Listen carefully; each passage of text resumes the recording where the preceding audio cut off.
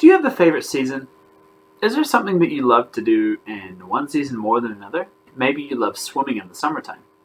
Maybe you really love sledding down in wintertime. People love different seasons. I kind of prefer the fall or spring because I feel like that's what I was used to growing up. It wasn't quite as warm. It wasn't super hot like in the summertime. Love the summertime, but sometimes it gets too hot that you can't even go outside. So I really like it when it's spring or fall. And there are activities that I love to do during those times too. What are some things that you love to do? Today the story we're going to read is called Fun in Winter, Spring, Summer, Fall.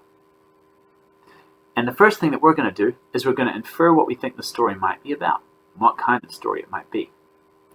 So let's take a look at the front cover. You're going to use the words, use the pictures, use your schema to find out what comes next. Fun in winter, spring, summer, fall. Take a little time to use the pictures, use the words, use your schema. Did you do it? Did you do it? Did you do it? Okay, so I can see straight away on the front cover that there is a kid who's enjoying themselves.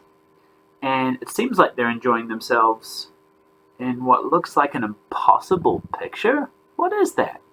The person who drew this picture was really poetic.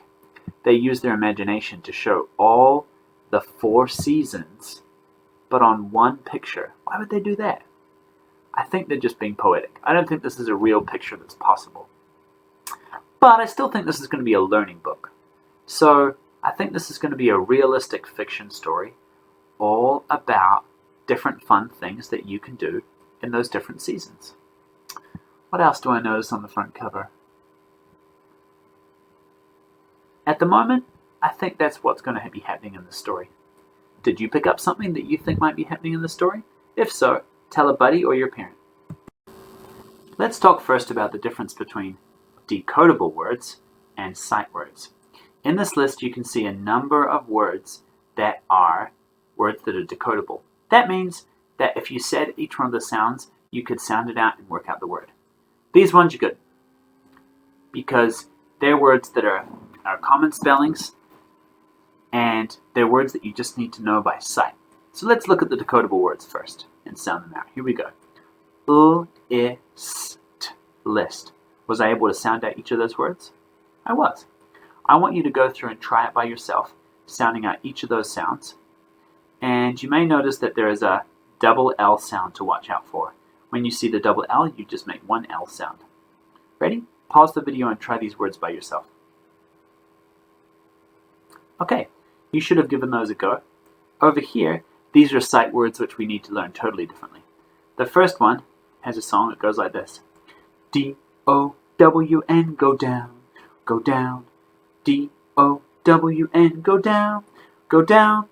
D-O-W-N, I can spell down, and that's the end, and we all go marching down to the ground to get out of the rain. Boom, boom, boom.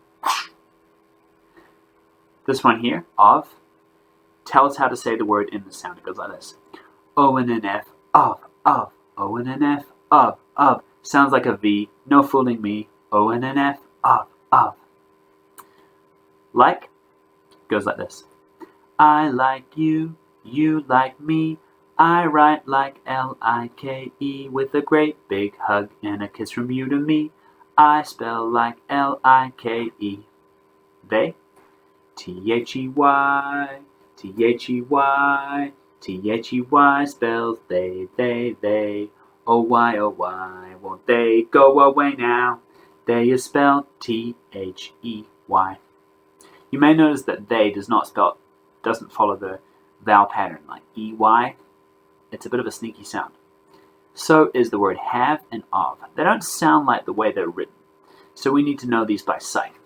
And that's why there's a difference between decodable and sight words. As you go through the story, you're going to need to pick out the difference between them too. Take a look at this vocab list. You're going to need to know these words before you start the page. So this word we're going to sound out together. Brisk. You may notice that at the end of it, there is a blend, sk, and at the start of it, there is a blend, br. Try this one. R-A-B-I-N-S, robins. There are no blends in this word. Try this one. Z-I-P, zip. Do you notice I'm not telling you the meaning of the word? That's because I want you to try and infer as you read what it might mean. Try this one. Dr or d-r-a-m, drum. You may notice that there is a blend at the start. D-r-I-n-k-s, drinks. There's a blend here and a blend here for NK. Try this one. I-n-s-e-k-t-s. No blends. Tomorrow when we take another look at these, we're going to look at the meaning of the words. The reason I'm not telling you right now is because we're going to do a different lesson about inferring what we think the meaning of the word means using the context of the words around it. Let's talk about the structure of the story and see how it's set up. If I flick through the pictures and I take a look, I notice that there is a change on every page. The setting is confusing in this book. Sometimes they're in fall, sometimes they're in summer, sometimes they're in winter. Do you know why there are so many different, there's such a time jump? Why is it jumping all over the place? What do you think?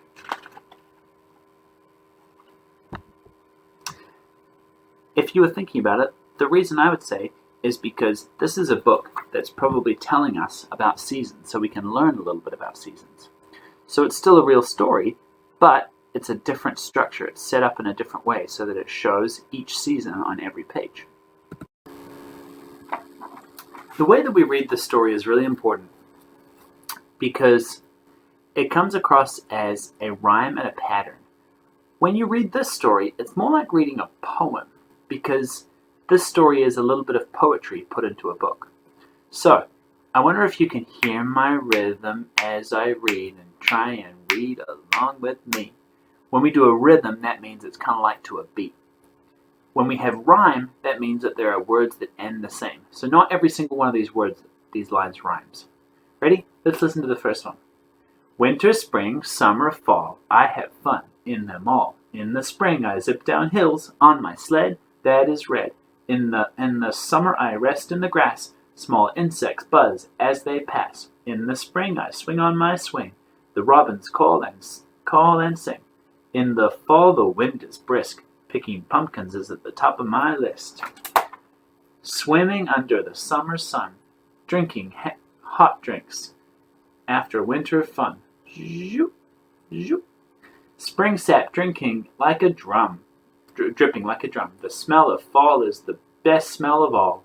Winter, spring, summer, fall, I have fun in them all. Did you notice the rhythm that went through the story? There's a pattern and a rhythm, and there's rhyming as well. Rhythm is different to rhyme. So we need to understand the difference between those. Rhythm like a beat.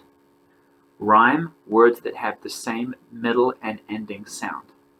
And we usually put them at the end of a sentence. So let's see if we can see which ones rhyme. Winter, spring, summer, fall, I have fun in them all. You can see all and fall are rhyming words. This one does not rhyme, but sled and red are in the same sentence where they rhyme. In the summer I rest in the grass. Small insects buzz as they pass. In this line, though, they have spring, swing, and swing that rhyme, and sing. Whoa. In this one, they rhyme brisk and list, even though those two words don't have the same ending sound, but they almost do. So rhyme can be at the end of sentences usually, but it can also be in the middle of sentences too, depending on how you want to use it. Okay.